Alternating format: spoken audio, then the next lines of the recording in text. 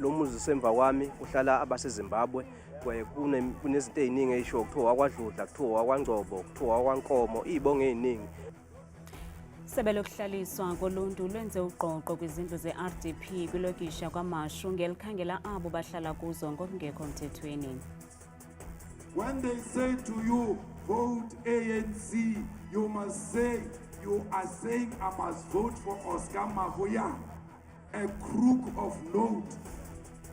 Sigodliwe isigwebo inkundla kuGombo eMpuma Kapa ngokuphathelene nedabi phakathi kwenkulu baphathiswa eliphondo Oscar Mabuyane nenkokheli ye-EFF uJulius Malema, nalapho uMalema watyhola uMabuyane ngokufumana i-master's degree yakhe ngondlela mnyama.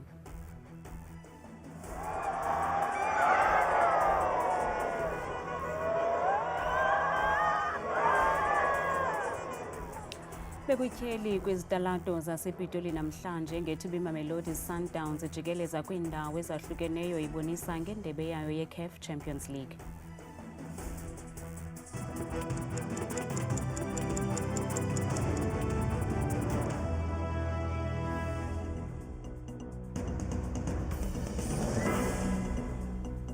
Senibulise emakhaya, uKandandambi Ndodwa, Ndamba Nophumza, Sikhumba noyitoliki yolwimi lwezandla. Emva kokuba kubanjwe abemi bangaphandle bebehlala kwizindlu ze-RDP KwaZulu-Natal kwiveki ephelileyo, namhlanje isebe lokuhlaliswa koluntu lenze uqoqo kwizindlu zesibonelelo sikarhulumente kwilokishi yakwaMashu, nalapho kufunyaniswe ukuba izindlu ezininzi ze-RDP zihlala abemi bangaphandle. Namhlanje ngethuba isebe lokuhlaliswa koluntu lisenza uqoqo lifumanise ukuba izindlu zesibonelelo sikarhulumente zihlala abemi bangaphandle ngokungekho mthethweni. Lo muzi semva kwami uhlala abaseZimbabwe. Kunezinto eziningi eyisho kuthiwa akwaDludla, kuthiwa akwaNgcobo, kuthiwa akwaNkomo, izibongo eziningi. Lokho kubeka ngokucaca ukuthi mningi umsebenzi esazokwenziwa. Ukanti kufunyaniswe ukuba izindlu ezininzi apha kwaMashu zithengiselwa abemi bamazwe angaphandle. Kuyicala ukuthi mangabe unikezwe indlu wena obusuqashisa ngayo noma uyidayise, fanele leyo ndlu leyo musubona ukuthi cha usayifuna indlu, fanele uxhumane ne-Human Settlement so that thina sokwazi ukuthi siyithathe sinikeze umuntu olindile, ngoba baningi abantu abakhuluma noNgqongqoshe uMthombeni uSiboniso Duma bethi balindile mangabe bebona izindlu kuhlala bokufika abaziyo futhi ukuthi abanazo izincwadi kubaphatha kambi. Abahlali balengingqi bathi kufika abemi bangaphandle mihla le kwezi zindlu. Through ukuthi abanye ke baze ngokomsebenzi, abanye ke bayifikela nabantu babo kangangokuba uma befika balandana kancane kancane, uthi uyalala uyavuka ngakusasa uyafika sekukhona omunye ongamazanga ukuthi ufike nini ngasikhathi sini. Mawusuthi uyalandelela since njengomhlali uyuthola ukuthi abanye mawusuthi uyalandela kangangoba abanye sebezibefuna ngisho incwadi umuntu athi ufuna incwadi ye-council. Ngethuba kusenziwa uqoqo kufunyaniswe ukuba abemi bangaphandle banezazisi zomgunyathi kambe abanye abanazo neempepha zokuba kweli. Usapho lakwaGolo eKatlehong kwiMpumarandi lucela uncedo kwisebe lemicimbi yezekhaya kulandela ukuthinjwa kwendlu katata wabo ongasekhoyo ngumntu ovela njengomntakwabo. Olu sapho luthi alinalwazi ngomntu lowo yaye lukholelwa ukuba kukho isandla semfene kulo mba. Isebe lemicimbi yezekhaya eGauteng liqhuba uphando ngombango wendlu yosapho lwaseKatlehong emva kokuba abantwana balo mzi befumanise ukuba kukho umntu obhaliswe ngayo abathi abamazi. Ka-2024 Ngo-2024 besiyojonga izinto kumphathi wenkundla ephakamileyo. Xa sifika apho kulapho siye safumanisa ukuba kufakwe igama lomntu esingamaziyo kwindlu kamama wethu. Sahamba saya kwisebe lezasekhaya nalapho siye saxelelwa ukuba senze i-affidavit. Zange sifumane ncedo, kwathiwa masibuye ngomvulo. Ngomvulo zange sincedakale. Abantwana basekhaya bahamba ke baya eBenoni. Xa befika pha bathunyelwa eVanderbijl Park. Kona lapho eVanderbijl Park azange bafumane uncedo. gaya hape magehlo akathola thuso. Olu sapho lwakwaGolo luthi kudala luzama ukudibana nalo mntu ozama ukubathabathela indlu kodwa utshona emboneni. uhala ngento zakhe akavumi indaba yama-DNA akavumi ukuthi amaphepha wakhe azoziveza ukuthi yena uwakuphi. Xeshikweni isebe lemicimbi yezekhaya likwathe iqhelekile imikhuba elolu hlobo. These are cases of false registration, and what false registration means is that you have kids that are not necessarily yours appearing under your ID number.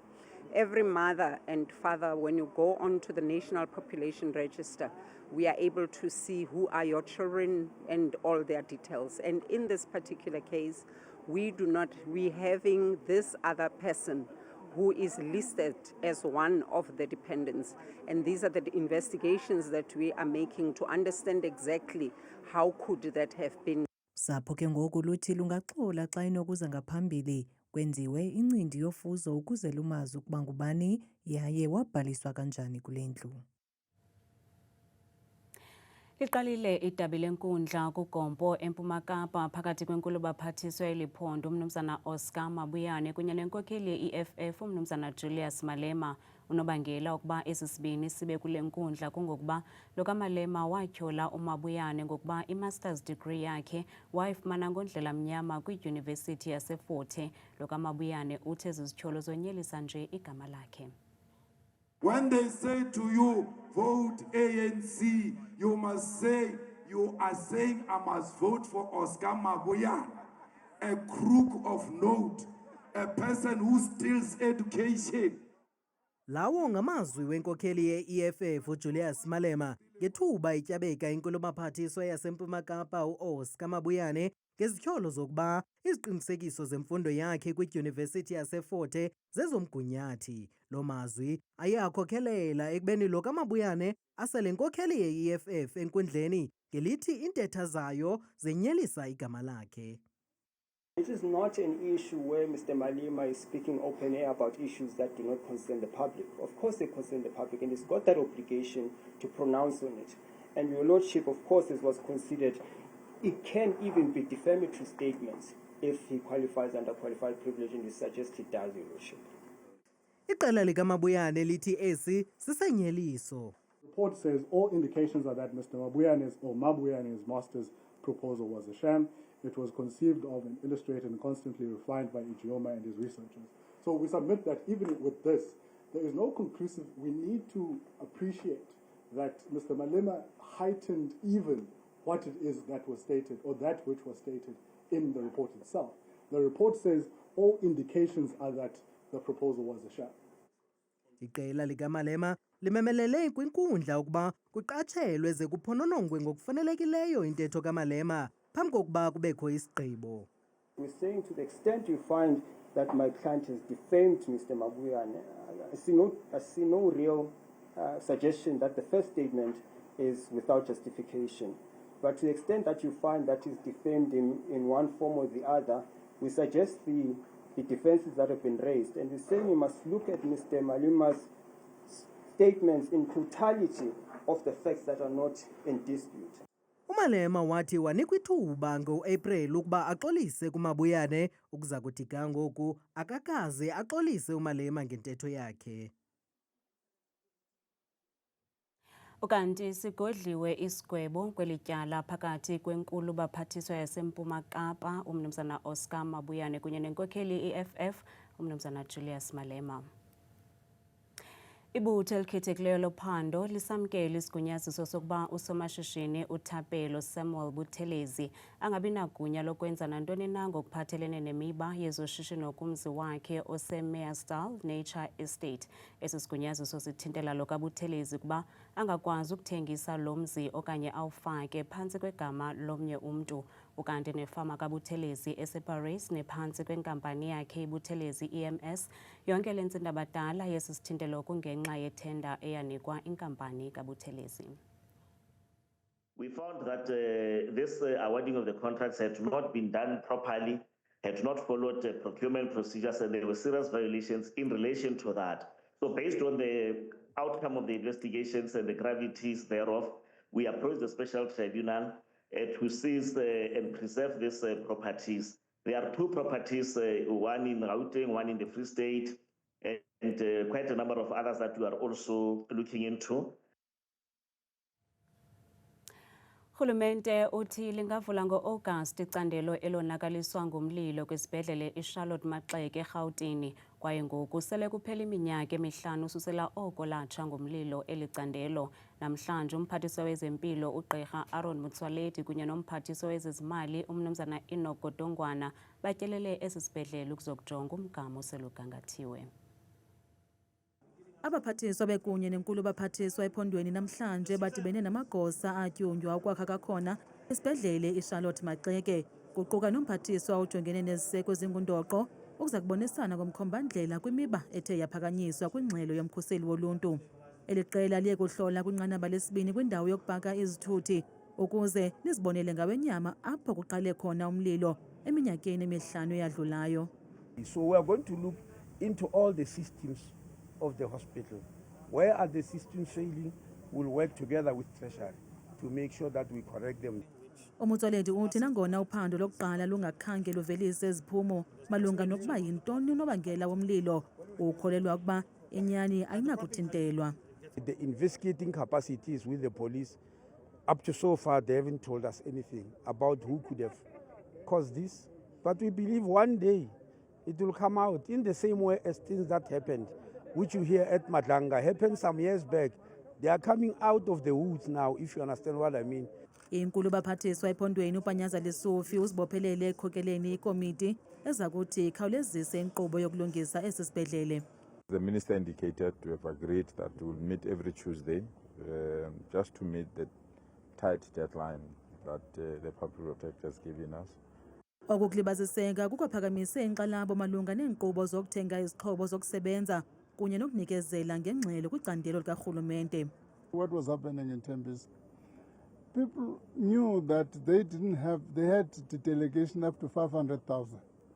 What they would do is to split tenders up to, even if it's for 2 million, to split up into 499,000 in order to bypass the regulations.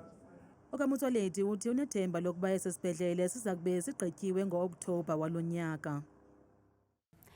Umphathiswa ojongene nombane ugqirha Kgosientsho Ramokgopa uthi uyaqhuba umsebenzi wokusombulula ingxaki yombane kwakunye neyezezimali kwisixeko saseRhawutini. Namhlanje lo kaRamokgopa ebedibene namagosa aphezulu esi sixeko naquka usodolophu kwakunye namagosa akwa-City Power ukunqanda inyathelo lika-Eskom lokucima umbane kwesi sixeko ngomhla wesi-8 kuJulayi ukuba alilihlawula ityala lalo. We've been able to find each other. We've agreed on the broad principles. The team will work on the basis of that broad principle so that we avert a catastrophe come the 8th of July. And I'm confident we'll not get to that stage because the spirit of the meeting and the letter of the agreement will confirm to this and will show you what is it that we are doing differently from what was the case before, as opposed to an arm's length relationship. Now we are tied at the hip to resolve this problem, as we do in other municipalities. We have smaller municipalities, Mfuleni, Metsimaholo. We're working on this intervention.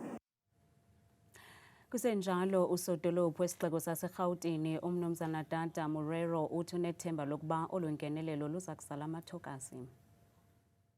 Technical teams will now be starting with their work, look at what our losses, where are we bleeding, what needs to be done, extra capacity, where are we bleeding in terms of revenue collection, what capacity and support we need in the partnership.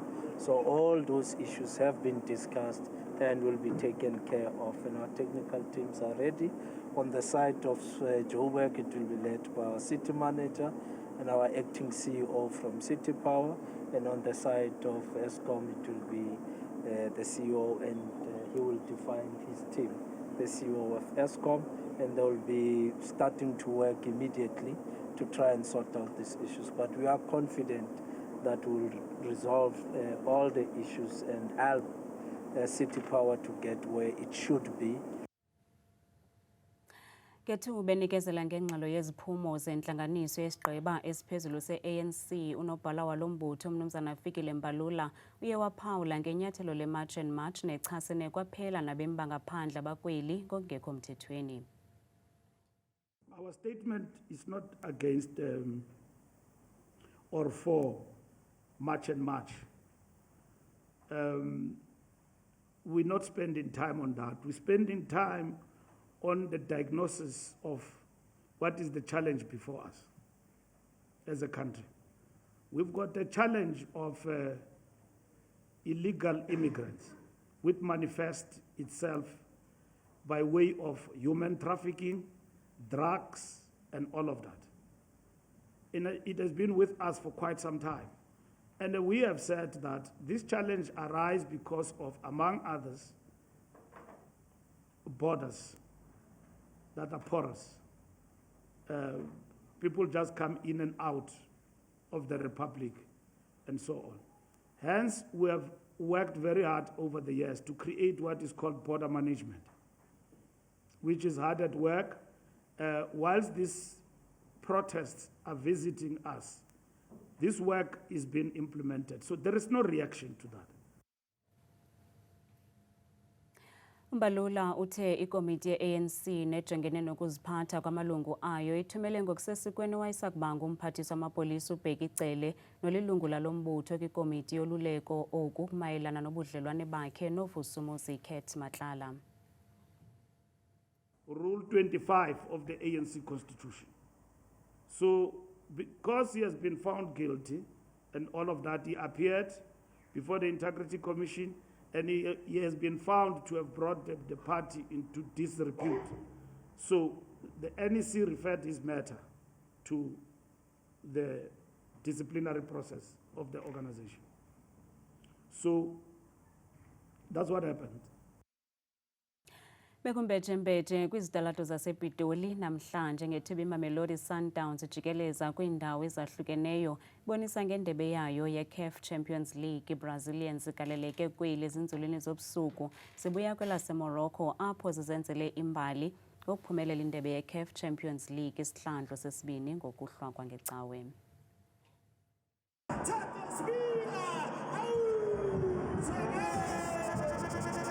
Zigalelekile intshatsheli zebhola ekhatywayo kwilizwekazi iAfrika kwisikhululo senqwelomoya i-OR Tambo ekuzeni kusa nalapho zamkelwe ngezandla ezishushu ngabalandeli ebebephume ngunina. Umqeqeshi waliqela uMiguel Cardoso nobephantsi koxinzelelo olumandla kule sizini uzingomba isifuba uthi uwenzile umsebenzi wakhe ebewuthunyiwe.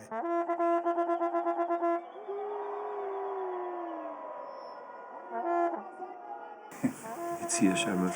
Thank you. It's here. It's absolutely amazing to be able to accomplish that desire. Khange kubekho kuphumla ke kubadlali kuya kwanyanzeleka ukuba bayitshaye isaqhuma bangene ezitalatweni zasePitoli ngalentsasa nalapho bebejikeleza beqhayisa begqemfeza ngale ndebe bebonisa abalandeli babo kwaye bathi qabuna qolombe efile nje kuba kudala bezama ukuyiphumelela ityeli lesibini le ndebe. It's been long, we've been trying as a team, been fighting, and we kept the promise to our fans that we're going to bring it at home. For me personally, I'm happy because my aim is to be a good example to the young ones. It's like an anniversary for us, 10 years. Since we won the Champions League, that was in 2016, and now 2026, winning it again. Different trophy, more money, good inspiration to the youngsters. Bekusindwe ngobetholeke kwabancinci nabadala ngethuba bebona le ndebe.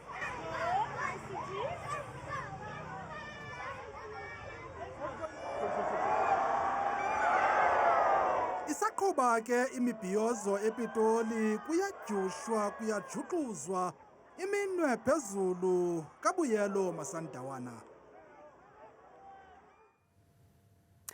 Iqela le-Kaizer Chiefs liwuqhawule umtshato nabaqeqeshi balo ababini uCedric Kaze noKhalil Ben Yusuf nanjengoko singahlaziywanga isivumelwano sabo sengqesho nangona belithathile eliqela balibeka kwindawo yesithathu kwiloko kanti eliqela kulindeleke ukuba libhengeze umqeqeshi walo omtsha oza kuxhuzula imikhala kwisizini ezayo. Nantsi Mozulu noThabile Makhaphela.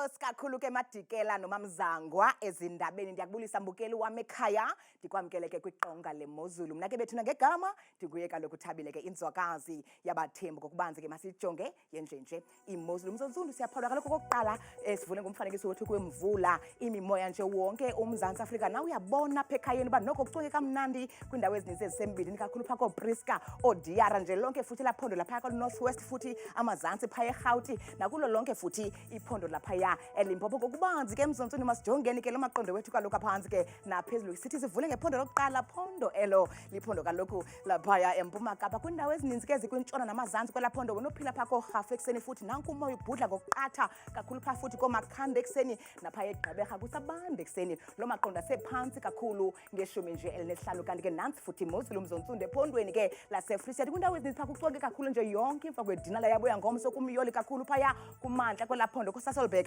abebuphantsi noko namaqondo okutshisa phaya ekuseni futhi bevuswa kaloku nguye futhi la 6 degrees lapha koFrankfurt kungathi kubande kakhulu ekuseni kodwa ke benjenje futhi emzontsundu wam ephondweni ke laphaya entshona koloni kwindawo ezininzi ke zikumazantsi futhi nentshona kwelaphondo ngamandla phaa ngaselunxwemeni kwindawo ezininzi busekapa lodumo kakhulu phaya ko14 degrees naseWorcester kusasibekele xa bevuka ngomso kanti ke futhi baphila kanje ephondweni ke mbukeli wam laseNorthern Cape phaa kumantla futhi buseKoromani Kimberley futhi Alexandra Bay napha koSpringbok futhi napha koCalvinia futhi kuyabanda kakhulu aphantsi ngeyona ndlela amaqondo okutshisa wabo ngo4 degrees nantsi kwakhona futhi imozulu mbukeli ephondweni ke liphaya eNorth West kwezo ndawo ezininzi ezinze encamini kwelaphondo njengaphaya koMahikeng futhi nakwimpuma namazantsi buphaya kaloku mbukeli wam koKlerksdorp ekuseni futhi kucwengile nje yonke imini yabo yangomso nantsi kwakhona mbukeli wam imozulu futhi ephondweni laseGauteng kwindawo ezininzi ke ezikumazantsi kakhulu kwelaphondo njengaphaya koSprings buhla lapha koSoweto naphaya eCarltonville kuyabanda ekuseni futhi amaqondo asanciphe kakhulu ngaye ke la 4 degrees nyuka nam ngokubanzi siphawule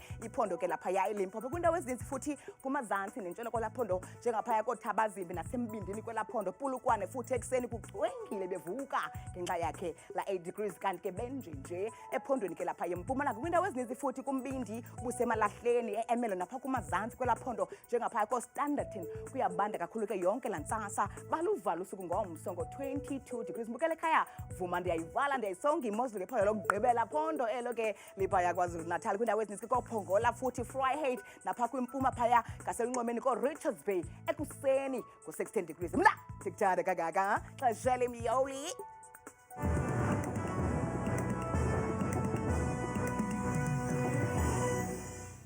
kamnandi mawethu.